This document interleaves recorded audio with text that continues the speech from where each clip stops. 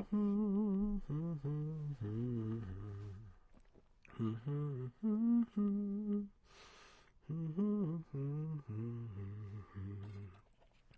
is one of those like nude live streams where I don't have a green screen. You guys get to see all this crap behind me. I have to redo this all because I don't think I'm going to be able to key the background while I'm doing live streams, like with Alice Void or somebody else. So I'm going to have to like do some work and actually put books up there instead of just boxes and boxes of writing. Because that's all I have, just boxes of printed writing. Hey Molly. Hey Dale. Hey Bjorn. Hey ZZ. I wanted to do something live nude.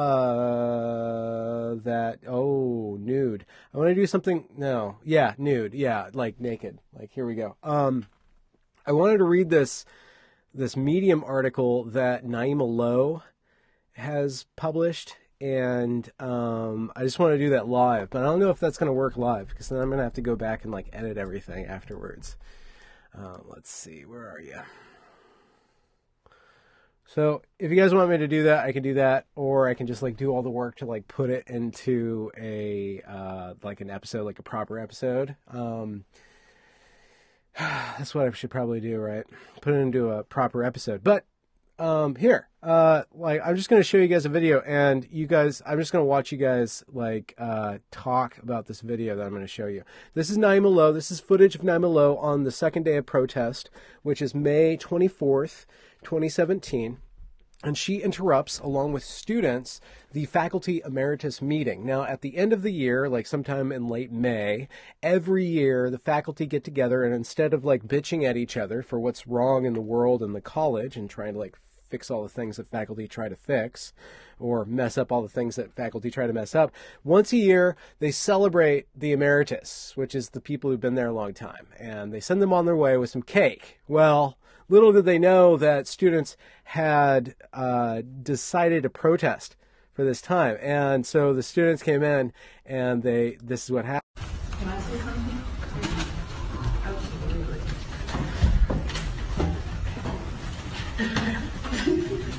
So one of the things I've noticed about this place is that when we have conflict, a place that we go as faculty is into some sort of like victim stance, like as if our administration is somehow to blame for everything we're doing. And believe me, these students know where to go where the power is, which is why they're here. We are accountable. We've been sitting on our asses for 40 years, and this is the result. If we were doing what they asked of us, this wouldn't be happening. These people have better shit to do. Yeah. I have better shit to do. This is my fucking day off. I don't come to faculty meeting anymore because of all your racism.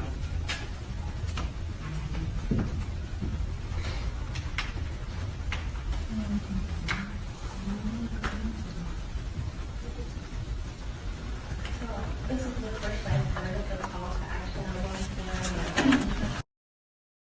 one. Not to that, to me. Okay, so I want to read this Medium article that she published. I guess I could send the link to you guys, but I'd rather send the archived link if I haven't freaking lost it already. Yeah, archived link. So I'm going to send the archived link to you guys, which it's not going to make any sense, is it, if I just send it like that, because then everybody's going to be, everybody in the future of this live stream is going to be all like, what is he reading? So maybe I'll switch him back and forth between like looking at you. The Kabbalah just tells me just to read the motherfucking thing. Okay, so this is Naima Lowe on Medium, and it's called I Fought Academia's Cult of Civility, and all I got was this lousy PTSD diagnosis, right? And $240,000, which she got.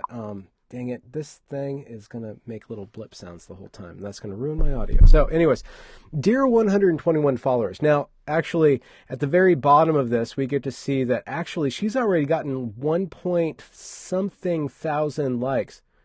Well, that was 890, but in the actual Medium article, which I'm not going to link, she's got like 1.4 thousand likes on this thing.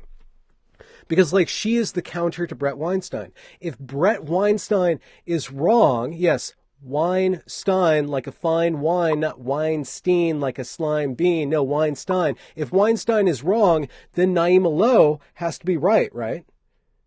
Do you follow my logic? I'm saying that the peg in the story against Brett Weinstein is to find his opposite. The opposite of Weinstein is Naima Lowe. So if Naima Lowe is the only one who is the opposite of Brett, then Brett must be wrong. Brett must be evil, right? So she is the likeliest candidate for, if you're the enemy of Brett Weinstein for whatever reason, if you think he's racist or if you think he's a nerd or a tool or whatever, then you have to pin your hopes on somebody else. And Naima Lowe is the only one who stood up the same way that Brett stood up. And by that, I mean just actually standing up for their principles. So insofar as Naima Lowe stood up for her principles, I'm just talking into a camera. Insofar as Naima Lowe stood up for her principles, I do award her some respect. And actually, she's not that bad of a writer.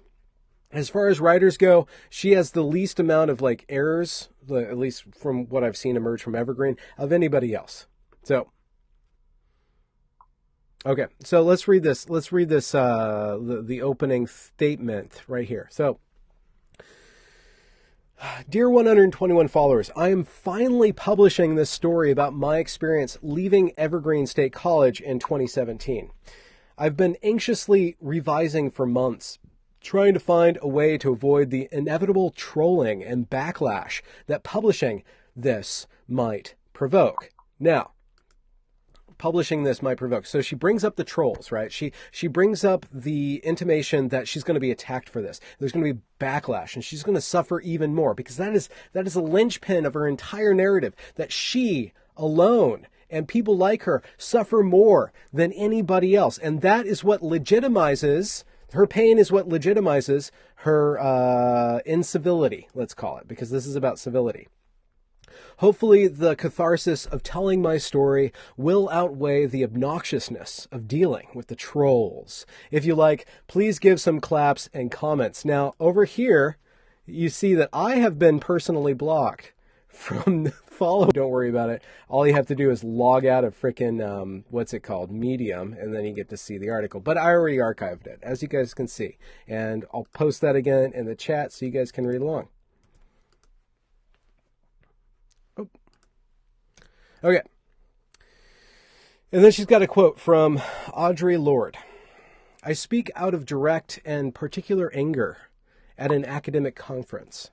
And a white woman says, quote, tell me how you feel, but don't say it too harshly, or I cannot hear you. But is it my manner that keeps her from hearing, or is it the threat of a message that her life may change? Now, this is really cool. She brings up Audre Lorde saying that she got angry at a conference, at an academic conference, and a white woman says, could you not say it like that? Could you speak in a different way? And Audre Lorde is like, you know what? It's not my anger. It's that you might have to change. And so your defensiveness is about you. It's not about me. It's not about me acting out of line or acting out of my like polite little lane. It's you not wanting to actually change and learn something. The funniest freaking thing about this is that the very next part of this article, look at this, is a screenshot from Vitor Guidorizi.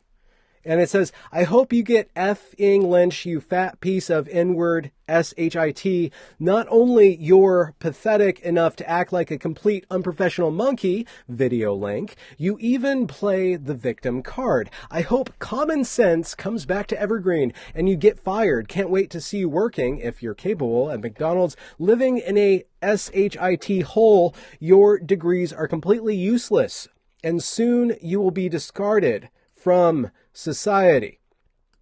Behold, what does she do? She quotes Audre Lorde saying that, you know, you're tone policing me. You're discounting the way that I'm saying things, and you're not listening to what I say, because what I say would possibly change you. And then she turns around and says, look at all these people that are speaking to me in an uncivil manner. And instead of trying to look at what they're trying to tell her, she says, oh, the way that they're speaking is just a bunch of trolls, right? I can completely discount them. This is utter hypocrisy. Utter hypocrisy. These two things put right next to each other. That she can't see this. And the question for me is, I always want to give her the benefit of the doubt and to say that she knows she's playing with us. She absolutely knows she's playing with us. That is what I think she knows, is that she's playing with us. So let's read a little bit of this. Actually, I want to skip ahead, but we'll start. We'll just start reading it. Okay. Between late May and early June 2017, I received hundreds of email messages, phone calls, and letters that called me N-word, bitch, and monster. Some included images of black bodies being mutilated and lynched. If you do a Google search of my name, you'll find Reddit posts and YouTube videos featuring images and video taken from my own artwork and social media presence that call me ugly, stupid, and terrorist. Now, oh, wait, hold on. I have to do this. Now, I myself have shown video of her artwork. I've taken her out of context, which means I've edited down the footage that I have in order to talk about her points. I myself have done everything that I could. Not to not mock her. I have mocked her. I have pulled out things of hers that are rather the opposite of aesthetic to me from her oeuvre, right? And I've criticized her behavior, but I've always tried to steelman her. I've never called her ugly, stupid, or terrorist. I haven't done that, but she will not bring up me, will she? Will you, Naima Lowe? You will not bring up Benjamin Boyce. Why would you? Why would you? Why would you bring up anybody except your weakest opponents? Because in effect, your arguments are weak. I'm being a little direct, aren't I? But let's go on. And of course, there were the letters calling for my firing, phone messages screaming that I ought to kill myself, and of course, see, look at that, she repeats herself. I hope you get lynched, you fat piece of N-word, S-H-I-T. These messages were sent to me on campus while working at the Evergreen State College, where I was a tenured professor in the aftermath of a student protests about campus racism, during which I was a vocal supporter of the students' agenda and right to protest. Now, this link goes to the article that I did half of a video on, right? Racism in the Battle of Free Speech at Evergreen, which is filled with, more pictures than it used to be. Oh, that's a bunch of things. Anyways, this article in and of itself is filled with factual inaccuracies. And I didn't go through them all because it's freaking exhausting to go through all this stuff point by point. It's utterly exhausting. And that's why I don't really want to do an episode on Naima's Medium piece, because it's freaking exhausting. She goes on and on and on. Medium says, oh shoot, where did I go? Medium says, because they always do this calculation of how long takes to read. Oh wait, it doesn't say. This particular medium doesn't tell you how long it takes to read. 18-minute read.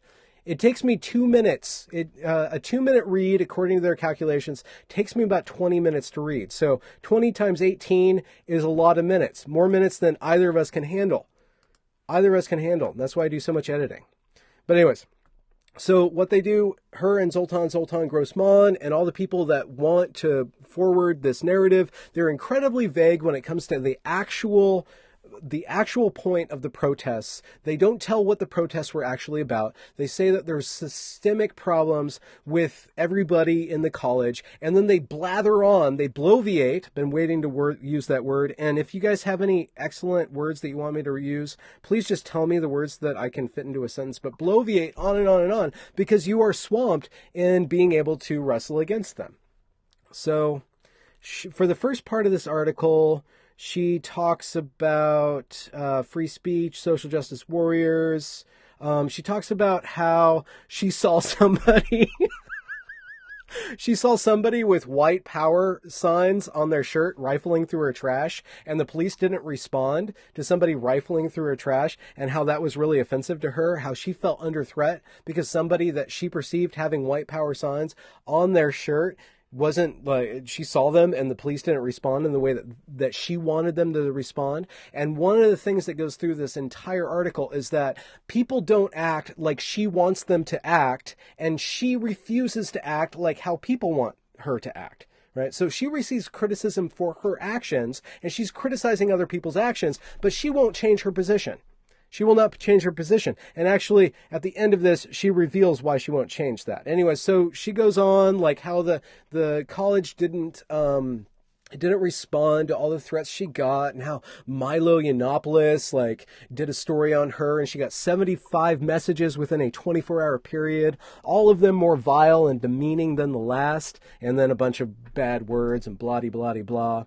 And the events and context of the protests were I'm quoting, were grossly distorted by the mainstream media and became fodder for shady alt-right media sources.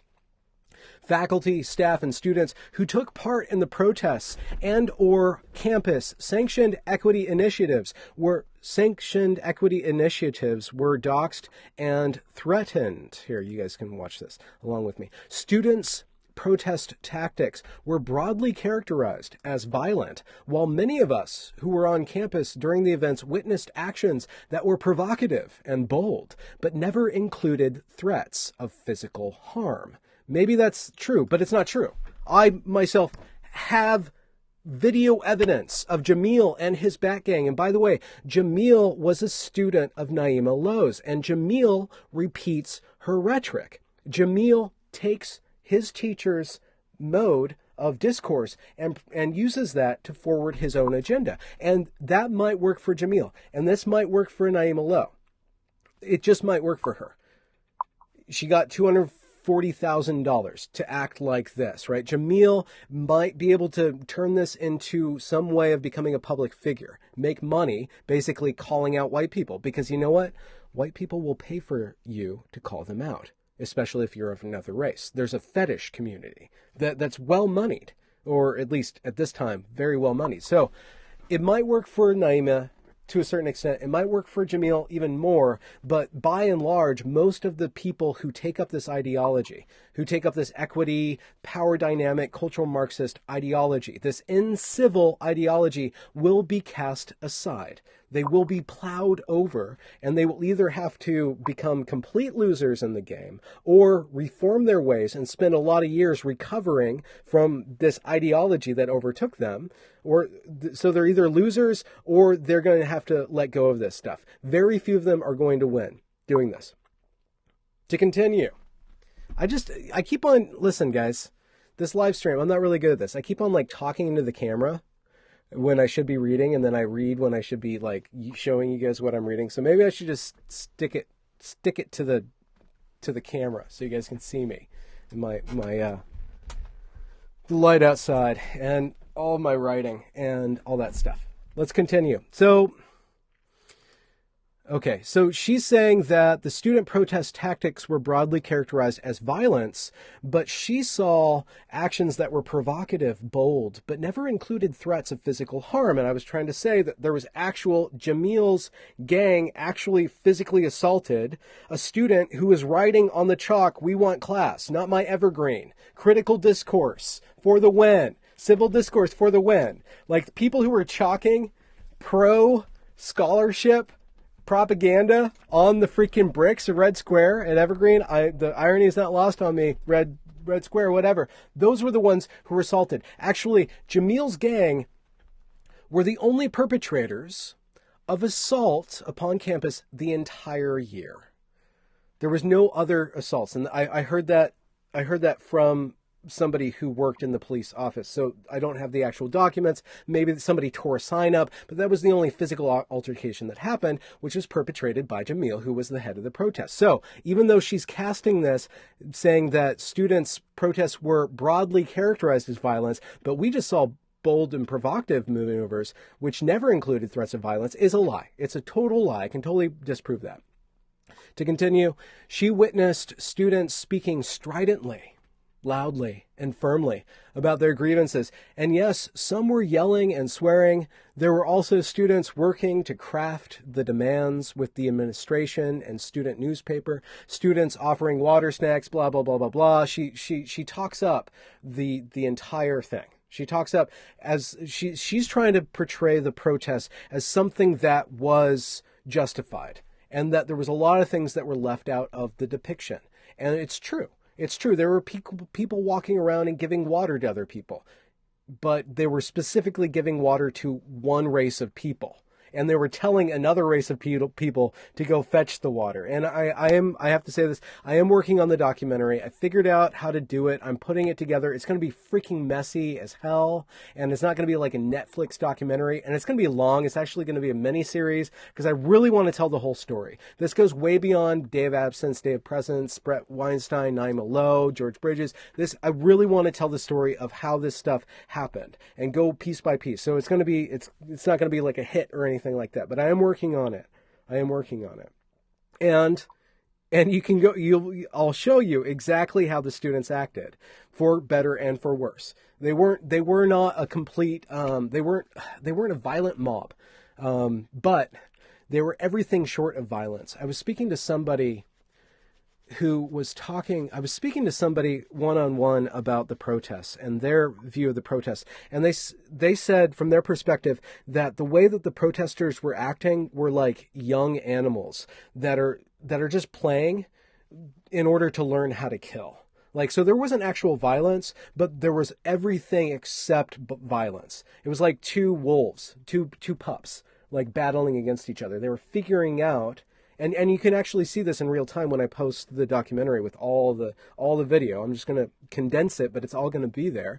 You can see them trying different tactics to see how they can inflict pain, to see how they can inflict their power on somebody else. And it actually makes a lot of sense to look at it through the lens of what happens when you strip civility out of discourse. And when you adulate and uplift power dynamics, you revert back into pre-tribal times where might is right.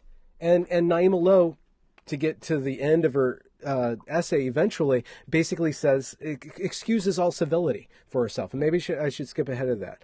But, this is hard doing this live, isn't it? How you guys doing? Okay, so she complains and she says that she did all this work fighting for Evergreen and fighting for equity and fighting for equality, fighting for justice.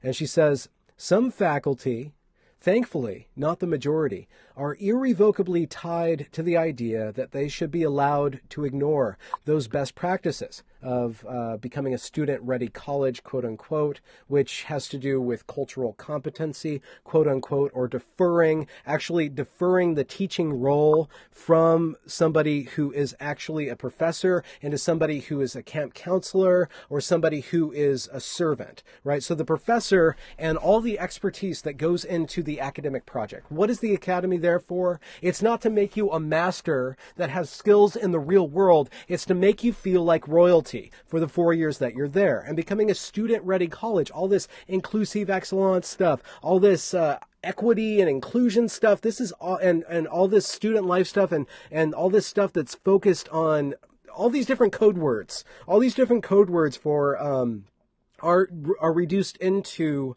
serving the student and making them feel good about where they are. Like, especially if you go to a creative writing class or something like that at Evergreen. If you go to the actual writing center at Evergreen teaches the tutors that work there, and I tried to become a tutor, they didn't want me there. They teach students not to correct other students' grammar. They literally say that enforcing grammar is hegemonic, is basically supremacist, is basically some sort of imperialist conspiracy to control people. And so what you have is people going there demanding that my writing is good how it is, right? Right? And then they as a tutor in training, you have to read how hurtful it is, how assaulting to the generational trauma it is to have somebody actually correct your writing and say you could do a lot better, right? So the entire project of academia, at least in the Writing Center, is not to make you improve so that you can actually be employable and go out in the world. I don't know why I point over there, because there's the world. Right? Go out in the world and do something awesome. No. You don't need to do anything awesome. You don't need to try. You don't need to change. You don't need to better yourself. You are fine just the way you are. So come here, give us your money, and we will bloat your ego so big that it doesn't matter if it pops when it hits the ground. You will release a tremendous fart when you get out of here. A tremendous fart when you get out of here. Hard thing doing this live is that I lose my train of thought. So, some faculty, to go back to here. Some faculty, thankfully not the majority, are irrevocably tied to the idea that they should be allowed to ignore those best practices because they may inhibit their sense of academic freedom.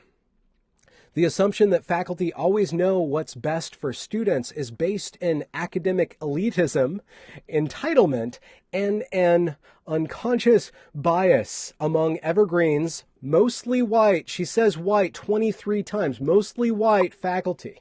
I spent a significant amount of time making this argument in meetings with my colleagues. After years of being disappointed by a lack of collective action, so she wants everybody to obey her, basically, or bold leadership. Actually, the professor or the president before George Bridges was Les Perce, a black man, right? So she had no power over Les Perce. Naima Lowe didn't have any power over Les Perce. When George Bridges comes in, she gets to have the power now because she's playing up this racist rhetoric stuff. She plays the racist card over and over and over again. This is what happens, kids and adults, when you completely lose your identity into identity. This is what happens. You become somebody who cannot do anything other than replicate over and over and over again what you believe in every situation that you encounter, right? Until it works out for her. So with regards to bold leadership, she was unimpressed with Les because Les Perce, I don't know the whole story with Les Perce, but Les Perce wasn't focusing wholly on this racist stuff. Bridges, however, is another story. Bridges, however, has implemented this, becoming a student-ready college. I've been waiting to get back into the Evergreen story. Every once in a while, I get people bitching about me talking about Evergreen all the time. Why don't you talk about something else? I'm like, okay, yeah, I'll talk about something else. But I have a lot of stuff on Evergreen. The way that George Bridges is going forward with this stuff, they are completely doubling down on all the equity stuff. And this is why they cannot confront what happened at the college in 2017. They cannot confront it because that means that they would have to actually question their belief. And like Naima's going to show us, is that if you can convince yourself that everybody that disagrees with you is evil or a troll, basically a bad actor, then you don't have to ever be wrong. You don't ever have to question yourself. You can be a complete hypocrite and quote Audre Lorde making a statement about somebody tone policing you and then turn around and tone police everybody else. She basically is trying to tone police civility. Anyway, so let's get back into here. After years of being disappointed by a lack of collective action or bold leadership on this issue, I had grown tired of offering up explanations. Oh my God. Imagine a professor having to explain something on this issue that focused on placating the feelings and anxieties of my peers. Now, listen, guys. She touts her anxiety. She touts her anxiety as somehow proof of of all the horrible things that she's gone through. And yet she denigrates the anxieties and feelings of everybody else except for her or those who disagree with her. I don't know what to call that. I don't know what to call that other than baloney. So, I had grown tired of offering up explanations on this issue that focused on placating the feelings and anxieties of my peers. Instead, I love this. I love this line. Instead, I took a cue from my students and made my concerns plain. Now, listen, up here, she's like, the assumption that faculty always know what's best for students is based on academic elitism. Why the hell would you go to college if you're not going to learn from a master? Why would you go to a master if you think that they're full of crap? She completely undermines the hierarchy of a college where you go to somebody with expertise and then you get to be expertised, right? And then she turns around and she says that she is going to instead learn from the students and make her concerns plain. On more than one occasion, I bluntly told faculty colleagues that their unwillingness to shift their attitudes and behaviors towards students was, in fact, racist. So she takes a page from the book of 20-year-olds and she just starts accusing everybody that disagrees with her of being racist. That's her tactic, to say that academic professors are full of shit and that the students know what's what. How's that going to work out for you? Why would students listen to her? Because she makes them feel important, right? So it does work. In the short term, it does work. To just say, you know what, fuck civility, right? Fuck expertise, fuck mastery, fuck all that shit. You know what? You're just as good as me, right? And the students are like, yeah, I want to pay for that. This makes me feel good. I want to pay for this, right? So a lot of students are going to feel really good. But the problem is that very quickly deteriorates because she is only going to give power to certain students, not the majority of students, but a very specific minority. And I don't mean that in a racial category. I mean that in an attitudinal and ideological category. She is going to promote the feelings of power of certain groups because power doesn't work if everybody's so powerful, right? Only certain people can be powerful. Power, the whole power dynamic, and this is why it's explicitly made like this in Marcusian Marxist stuff.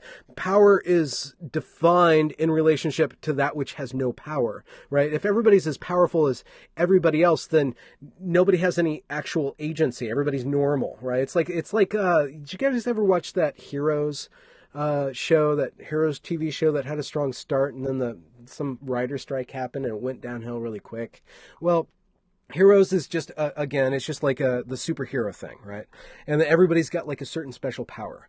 And so, which is great. In the very beginning, it's like, oh, look at this guy can like walk through walls, that guy can fly, this guy can heal, right? And then they make a fatal error. Well, that guy can go back in time and change time. Well, you don't have plot. If one character has the ability to change plot, anyways, what I'm trying to say is that if everybody is ultimately powerful, everybody's normal. And it's no longer about power. It's about civility. It's about looking at everybody else's strengths, not your own strengths, but everybody else's strengths and expertise, and seeing what you can get and gain and in exchange give to everybody else, right? Because you become more powerful in relationship to other people, right? And that power in civics, in civic discourse, is by being civil, is by being nice. I'm going through a book on evolutionary psychology called The Moral Animal or something like that. And like all evolutionary psychology books, they eventually get into morality and they get into what is nice. And being nice is a way of survival. Within the social sphere, being nice, or what they call tit for tat, if you give what you gain, and if how you get status is through reliance on other people deferring to you, other people giving you resources, other people leaving your resources alone, what we have is a culture that is founded totally on self-interest. Absolutely. But that niceness and that reputation is what keeps it all in order. We're constantly, that's the one thing about gossip. The positive function of gossip is to ensure that people aren't lying to each other, ensure that hypocrites aren't gaming the system, right? And so somebody who goes against civility actually wants to throw that aside for just long enough to gain all the power. And Naima Lowe gained a whole lot of power. I was speaking with somebody who worked closely with her, who said that she just basically ran everything. Even though she wasn't the leader, she just talked on and on and on. And this person that I spoke to went around and said, why are you guys letting her say all these things? Why are you letting her behave all these ways, all these negative ways, all these stupid ways, all these non-professional ways? And everybody would just shrug their shoulders. She was given the ability to act however she wanted. When I worked at Evergreen, I'd see her walking around the halls with this dark cloud around her. Now, maybe I'm getting off the point. Maybe I'm going into territory that I don't want to go into by judging somebody. But I do think that she has something to give society. But the problem, again, you make yourself a lesson. People are going to learn from you. The problem is that when you accept this mantle of gaining power, of throwing aside all the rules, of flipping the chessboard to grab as much as possible, what you end up doing is, in the end, betray yourself. By trying to run away from accountability, what you're trying to escape from is actually your own virtue and your own belief system, your own ability to be, I don't know, I don't want to get spiritual or anything like that, but I did see this manifest dark cloud around her, like this kind of this aura of darkness around her. And by darkness, I don't mean anything evil. It's just like this bad mood, this looking at the darkness all the time and absorbing that and then teaching it to other people. Wow, these live streams are a hoot, aren't they? I just kind of go off on all these trails. Anyway, so she fought these battles. Let's go back to this thing. I fought these battles because I believe in Evergreen's capacity to deliver on its promise of a truly progressive, innovative, I wonder what she means by that, student-centered, justice-oriented education. I worked with many colleagues over the years who shared that commitment and who offered exceptional educational experiences to students. However, when faced with the crisis of confronting racism head-on, the white liberal tendency to dismiss patterns of structural inequality in favor of avoiding conflict and hard feelings undermined the school's ability to take a strong stance in favor of justice. Listen. That same white liberal passive-aggressive weakness that, yeah, sure, let's just say, there's a whole lot in Washington and Oregon, and I'm one of them, there's a whole lot of passive-aggressive liberals who won't say to your face that they disagree with you. So the same quality that she criticizes is what allowed her to act how she acted and not check herself before the camera landed on her, before the eyes of millions of people landed on her. She was not given any forced feedback, but she makes it, of course, their failure isn't about reining her in and pushing back against her. It's not going far enough. Various mostly white faculty colleagues and members, mostly white, get that, members of the administration approached me over my last year at Evergreen to let me know that they were concerned about whether I was being constructive enough in my approach to addressing these issues. So they were passively trying to guide her. Are you being constructive enough? Could you look at your behavior? To continue, she says it very explicitly.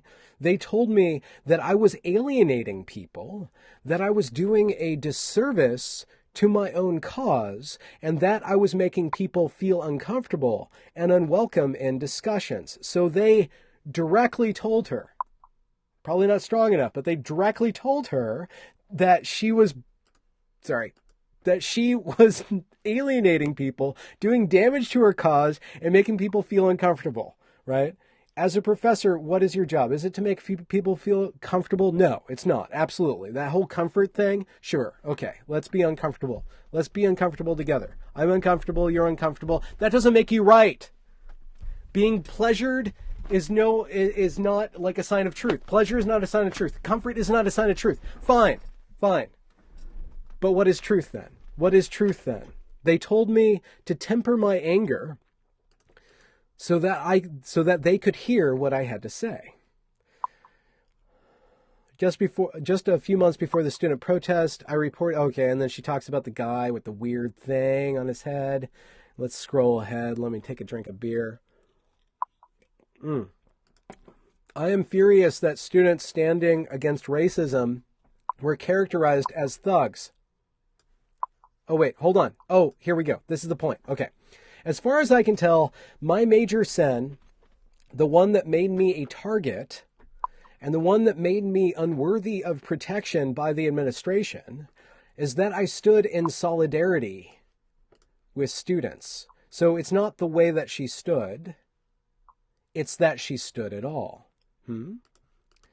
I decided that their right to be heard was more important than my colleagues' right to feel comfortable. Okay? I told my colleagues, many of whom had watched me spend years attempting to advocate through proper channels to get their collective heads out of their asses. It is hard to make well-meaning white people understand the impact of their obsession with civility.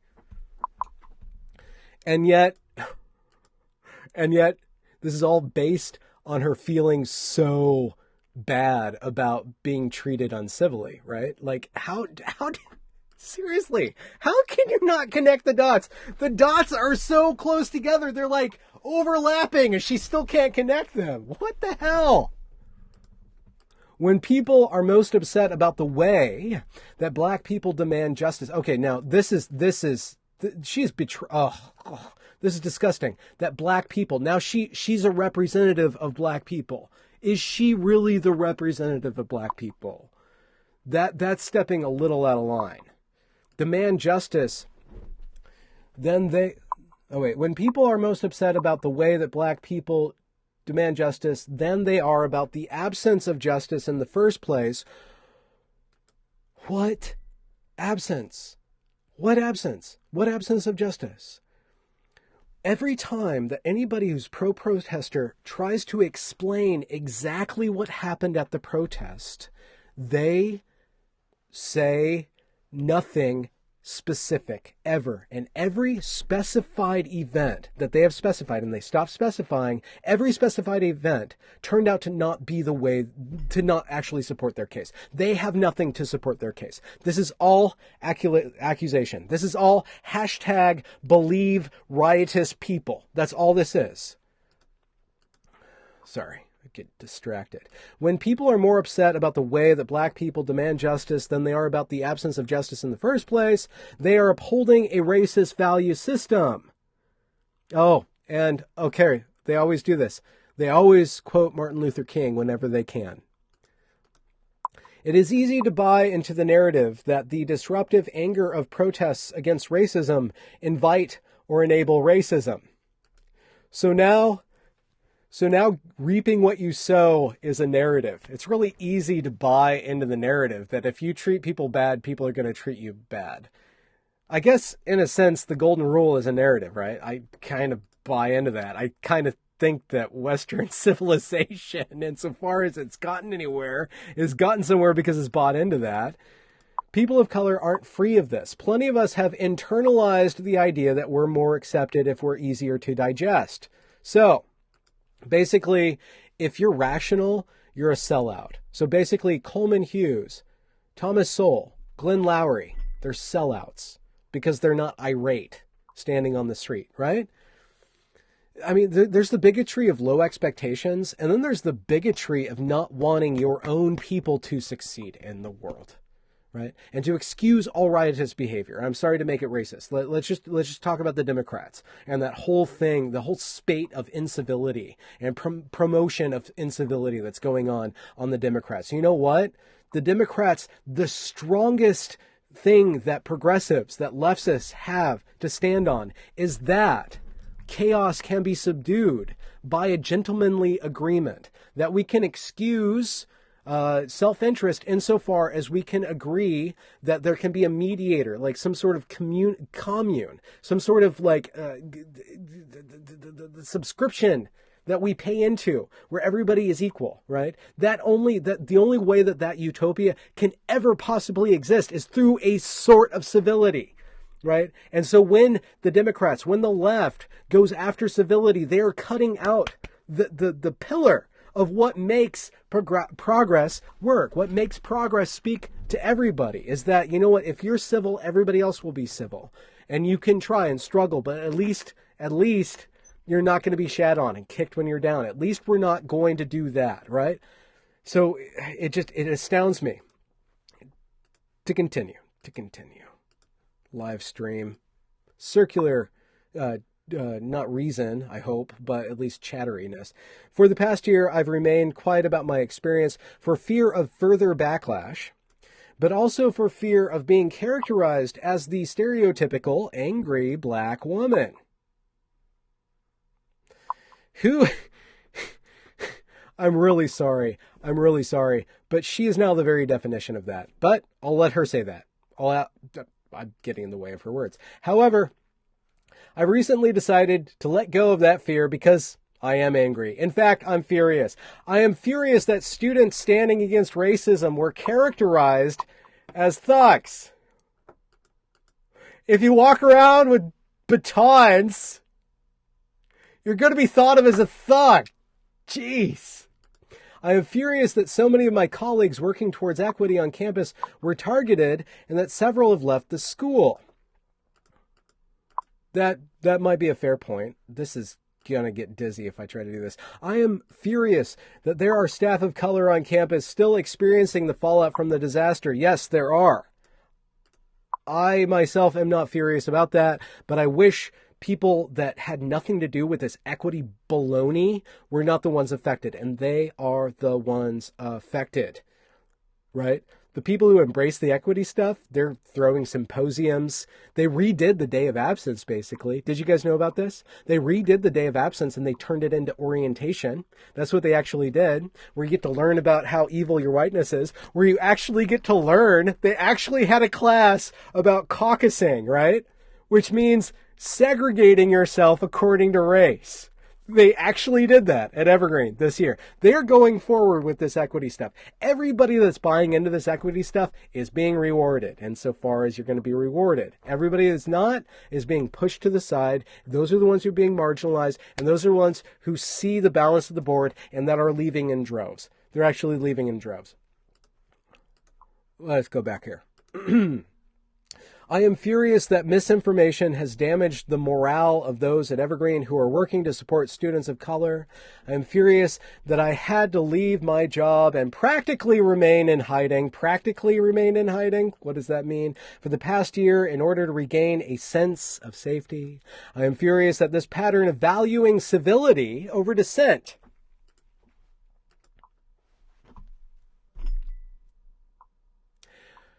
She complains about not being safe. She complains about not feeling safe. And then she says civility is at fault. Like, what the fuck? Naima! I don't want to be accused of overacting or overreacting, but give me a break. Seriously. Okay. I am furious that this pattern of valuing civility over dissent and comfort over justice is repeated so frequently and in so many parts of the American culture. During my leave, blah, blah, blah. Okay. I believe that anger is useful and productive. You know what? I do. I think so too. I agree with her. But it's like having a lot of energy, right? The higher the wattage, whatever, the more careful you're going to have to be with the diode or the transformer. You have to transform the energy into something else. Anger is just energy. It's just raw energy. It's not in and of itself productive. You have to force it to be productive. That's my 2 cents on that. And I'm no longer afraid to express mine with all its potency. Students and young people are often at the forefront of our movements. Okay, I'm just going to say one thing. Yes, students and young people are at the forefront of her movements because she's shitting all over education. She is shitting. She's having a bowel movement all over the process of becoming a better human being. That's what she's doing. She's shitting all over society. That's what she's doing. Okay. And if we're smart enough to pay attention, they can teach us important lessons about resisting the systems.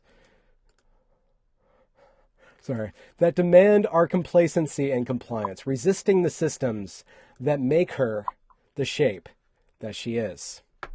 Resisting the systems. Okay. Civility hasn't stopped the oncoming train of far-right white nationalism in this country, and it doesn't solve racism on college campuses. Incivility does, though. Incivility definitely propels the train of far-right white nationalism in this country. You know what? I did an episode on this, and people are talking about this still. They're like doubling down on this. Like, why are white nationalist groups so filled with people of color? Like they're not seeing that it's not, the value is not race. The value is certain. The value is a certain set of values, and that value doesn't necessarily adhere to your race. Being an angry black woman is not the definition of black women.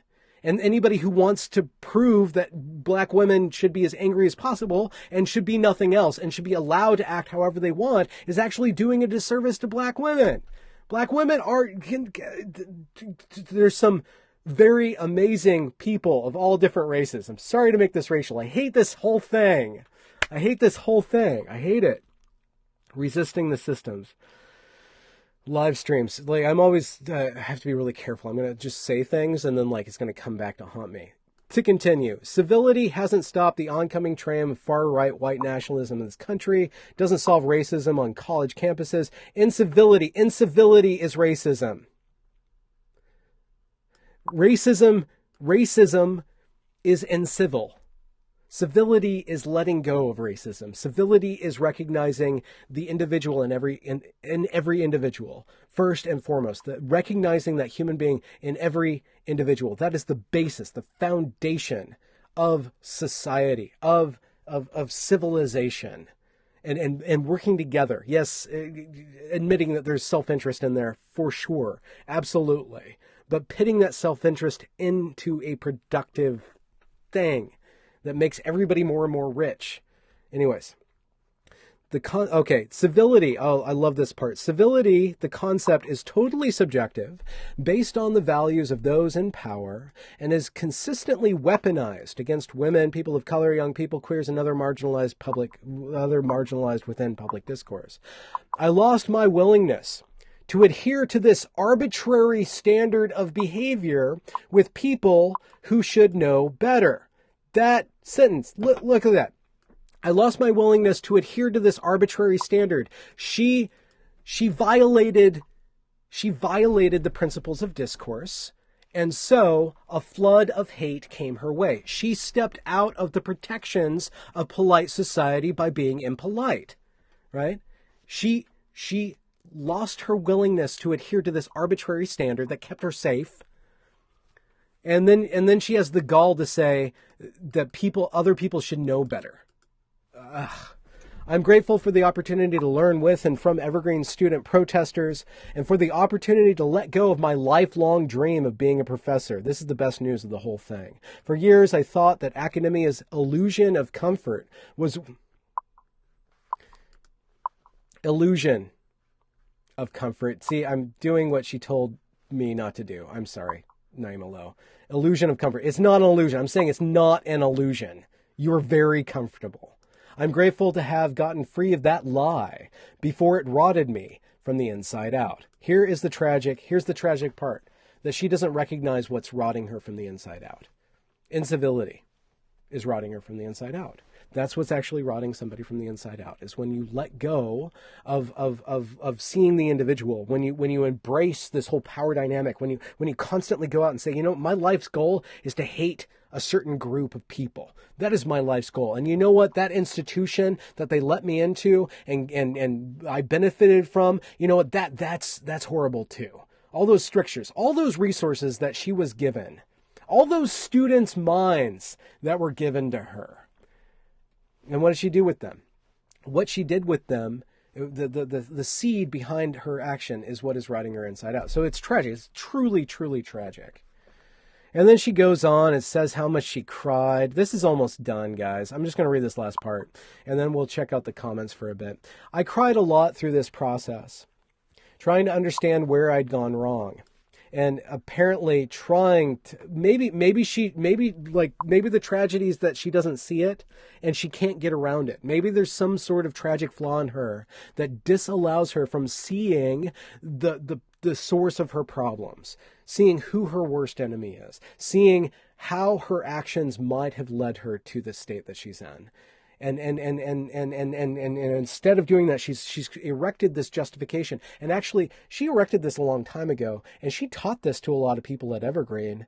She actually taught this to a lot of people at Evergreen. Certain key protesters were her students. A lot of that Evergreen unrest came from her.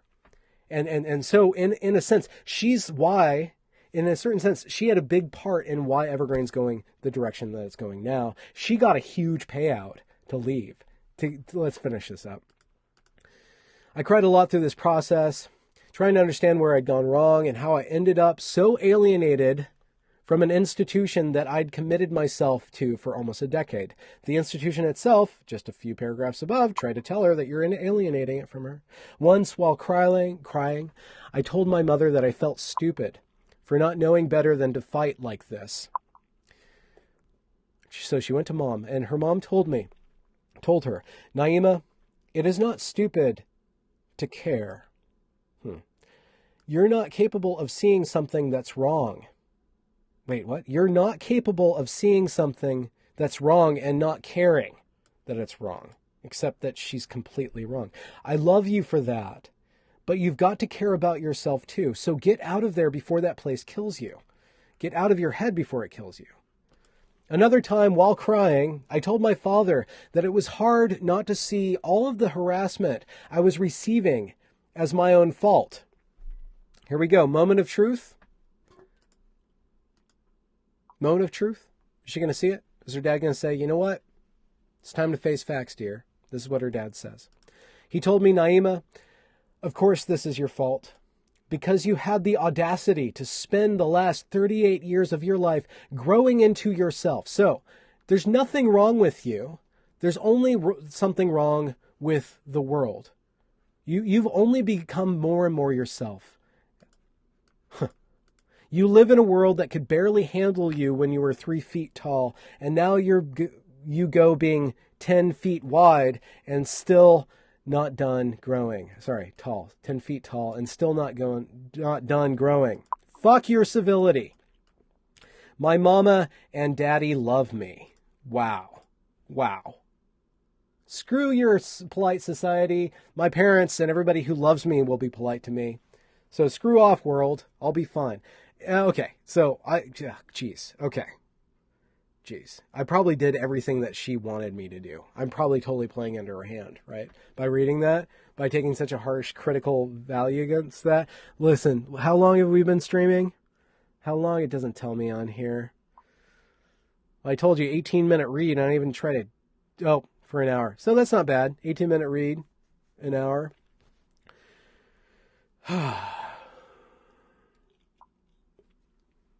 All right, so I'm going to check in with you guys.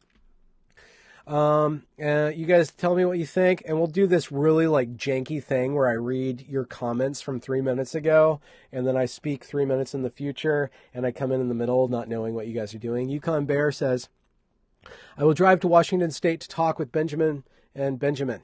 A few beers with intelligent men, white men at that, about important stuff. Who's with me? Oh, wait, wait, can you guys not see me? Crap. Oh, crap. Okay. Can you guys not see me?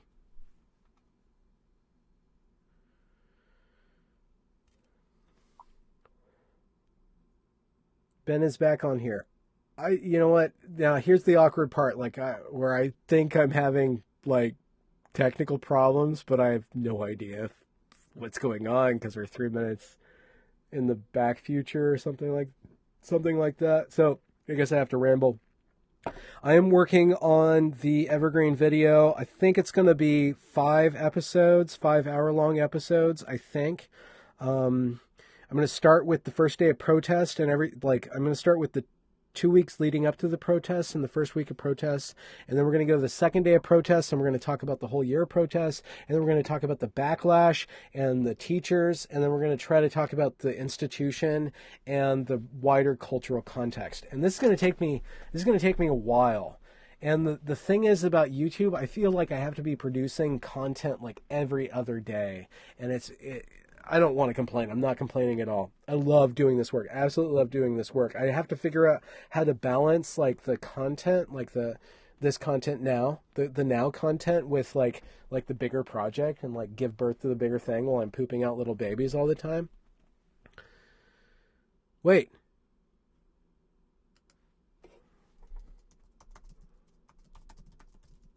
I've been ganked. It looks like I've been ganked for showing something that I wasn't supposed to show. Huh. I wonder. It's all this technical stuff. You know what? I probably shouldn't have read from her article. I probably should have just like played the safe space game with her, right? But I didn't. I didn't. Oh, Lori, there you are, behind me. Okay, I'm gonna like wrap this up, and then we're gonna render it, and I have to edit out some things. I think I showed some things that I shouldn't have shown on the internet, so I'm gonna have to go back through and edit that stuff, and I'll distill this down in an actual episode, and like cut all my ums and ahs and hums and laws and stuff like that. Hopefully, like I have a recording on local, but I didn't actually record this locally, so if YouTube decides not to record this and it's just weird, janky video blackness, I'm gonna have to go through and do the whole thing all over again. So anyways, I'm gonna check out. I really hope my audio level wasn't this yellow the whole time. Jeez. Jesus. Jeez. Anyways, I'm gonna take off. You guys are awesome. Thanks for so many attention spans. I'm going to say one thing. I'm going to have to say this again in the future. I have this theory that there's attention span and attention pan. And attention span is the ability to focus on one thing through a duration, and then attention pan is the ability to focus on a variety of things. And there's like that check and balance thing that's going on. And I think that we really need to evaluate attention as not something that just has a duration, but has a breadth.